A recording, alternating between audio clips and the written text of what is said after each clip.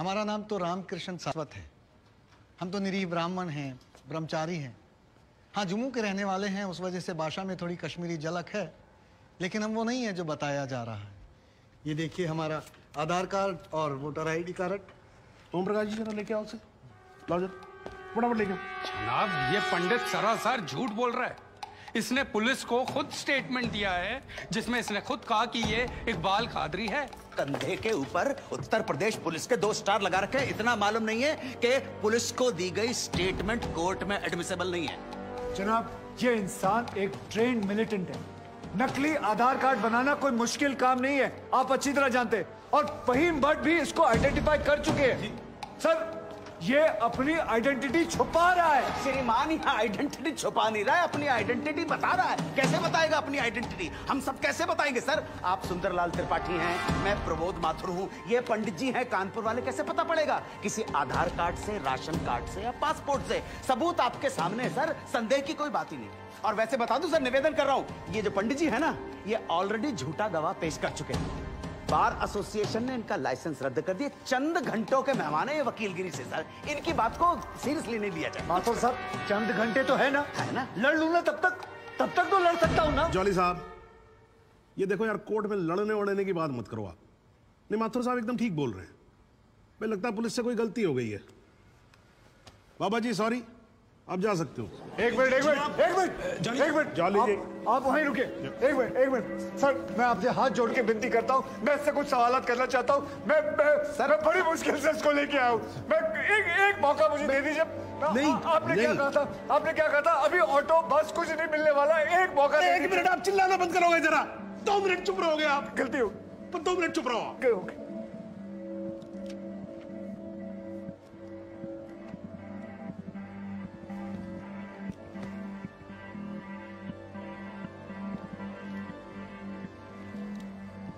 ठीक है, thank you.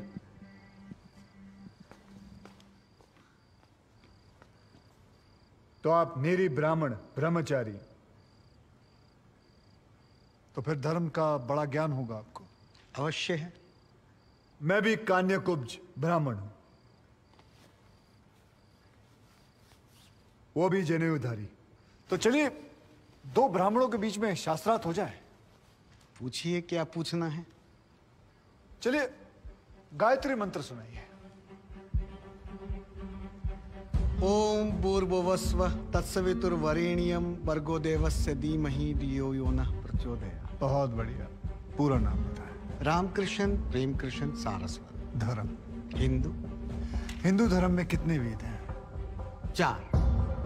नाम बताएं। ऋग्वेद, सामवेद, यजुर्वेद, अथर्ववेद। 4 युगों के नाम बताएं। सतयुग, द्वापर, त्रेता, कलयुग। वर्ण कितने हैं? 4। ब्राह्मण, क्षत्रिय, वैश्य, शूद्र। आपका वर्ण क्या है? ब्राह्मण। कौन से ब्राह्मण? गौर ब्राह्मण। कौन से गौर? सांदे गौर। गोत्र? शांडिलिया। प्रवार? वशिष्ठ। वेद? यजुर्वेद। उपवेद? बेतरयानी। मुख? श्रीमुख। कुल देवता? सप्तसुरी। चरण? वाम। विश्वा? या अल्लाह, इससे आगे भी होता है। क्या कहा आपने? बिस्वा नहीं पता। बिस्वा नहीं पता। बिस्वा से पहले क्या कहा? बिस्वा से पहले क्या कहा इकबाल कादरी? लानत है तेरे पे इकबाल कादरी, लानत है। अब तो अल्लाह का नाम भी आ गया जुबान पे। अब तो सच बोल। देख, तू कुछ भी कर ले, तू बचेगा नहीं।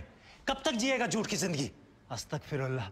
91 पोस्ट क़यामत की 2 कुछ बुद्धि खुदाइश मैं आईने वाला सिद्ध किया खुदा जो उच्छन कुछ गुनाहगार सोई कर फैसलन पोस्ट क्या छो पोस्ट केचो ना परवायती करना मिला इंसाफ खुदा करे इंसाफ पन्नीस दरबार बस इंशाल्लाह। इकबाल कादरी, अगर मैं चाहता था तुम्हारा मेडिकल टेस्ट करवा के ये पता कर सकता तुम कितने बड़े पंडित हो, मगर मुझे तुम्हारी जुबान से सुनना था। कोर्ट को बताओ तुम्हारा असली नाम क्या है, बताओ।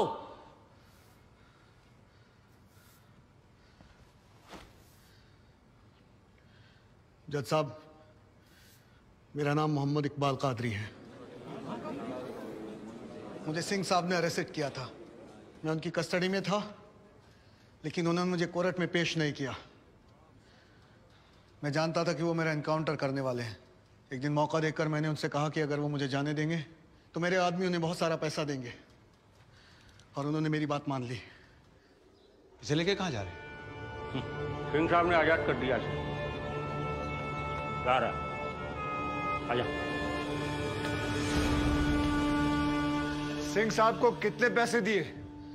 50 लाख, 25 लाख एडवांस और 25 एनकाउंटर के बाद।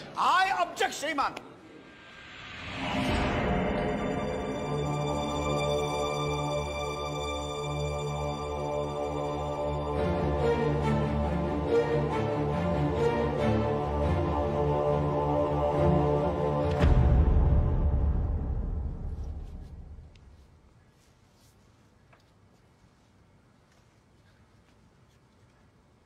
मुझे और कुछ नहीं कहना जनाब, मगर माथुर साहब की एक बात का जवाब जरूर देना चाहूंगा कि हमें सूर्यवीर सिंह चाहिए या फिर इकबाल कादरी। जनाब, हमें दोनों ही नहीं चाहिए। हमें ऐसे कादरी नहीं चाहिए जो बेगुनाह लोगों को मारना जिहाद समझते हैं, लेकिन हमें ऐसे सूर्यवीर सिंह भी नहीं चाहिए जो पैसों के लिए एक मिलिटेंट को छोड़ देते हैं और किसी बेकसूर की जान ले लेते हैं। मैं हिम्मती बहादुर पुलिस वालों को सलाम ठोकता हूं, झुककर सजदा करता हूं, लेकिन जिसके हाथ किसी बेकसूर के खून से रंगे हों, उसे मैं वही कहूंगा जो वो है, कातिल। और ऐसे राक्षसों से बच के रहिएगा माथुर साहब। किसी ने 25-30 लाख ज्यादा दे दिए तो क्या पता अगला इत्तेफाक आपके साथ हो जाए।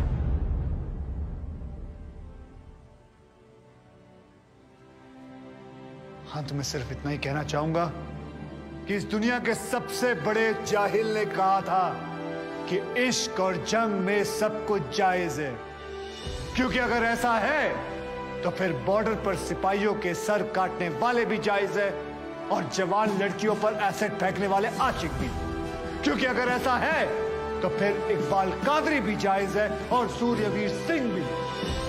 अब आप ही तय करें जनाब कि ये दोनों जायज है या फिर दोनों नाजायज।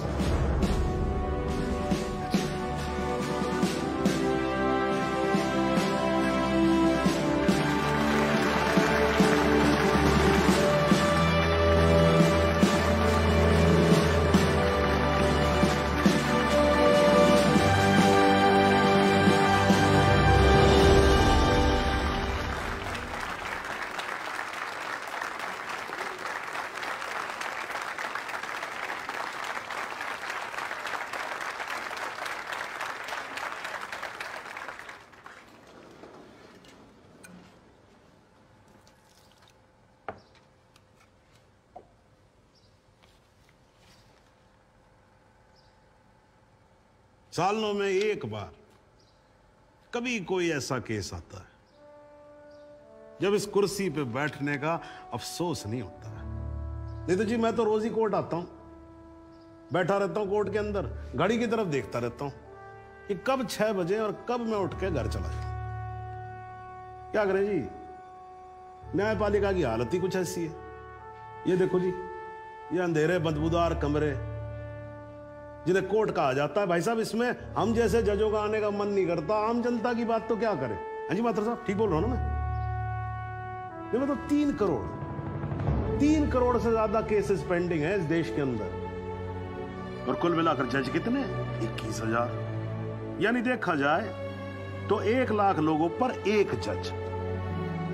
डेट पे डेट पड़ती रहती है। हाँ जी, लोग आते रहते हैं, हताश होकर घर जाते रहते हैं।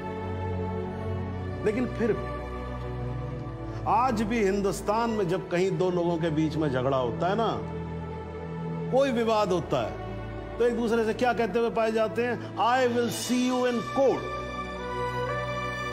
क्यों करते हैं भाई लोग ऐसा? हाँ जी, क्योंकि आज भी लोग भरोसा करते हैं, न्यायपालिका पे। उनको भरोसा होता है कि अगर सरकार उनकी बात नहीं सुनेगी, प्रशासन उनकी बात नहीं सुनेगा, पुलिस उनकी बात नहीं सुनेगी, तो कोर्ट सुनेगी उनकी बात, सुनेगी और न्याय देगी। भाई साहब, इस कुर्सी पे बैठा मेरे जैसा हर आदमी, उसका यह कर्तव्य बनता है कि वो इस भरोसे को ना टूटने दे। इस कोर्ट में पेश किए गए सभी गवाह और एविडेंसेस एक बात तो एकदम साफ हो जाती है कि 13 अगस्त को गोमती नदी के पुल पे जो भी हुआ वो अचानक होने वाला एनकाउंटर नहीं था, बल्कि एक सोची समझी साजिश के तहत की जाने वाली हत्या थी। इसलिए यह कोर्ट इंस्पेक्टर सूर्यवीर सिंह और उनके सभी साथियों को आईपीसी सेक्शन 302, 201, 182 और 340 के तहत हत्या, एविडेंस मिटाने, कोर्ट को गुमराह करने और झूठे सबूत पेश करने का दोषी मानते हुए लाइफ इंप्रिजनमेंट की सजा सुनाती है। और यह कोर्ट शहीद कांस्टेबल बलदेव सिंह भदौरिया के पुत्र राम कुमार भदौरिया को तुरंत रिहा करने का आदेश भी देती है।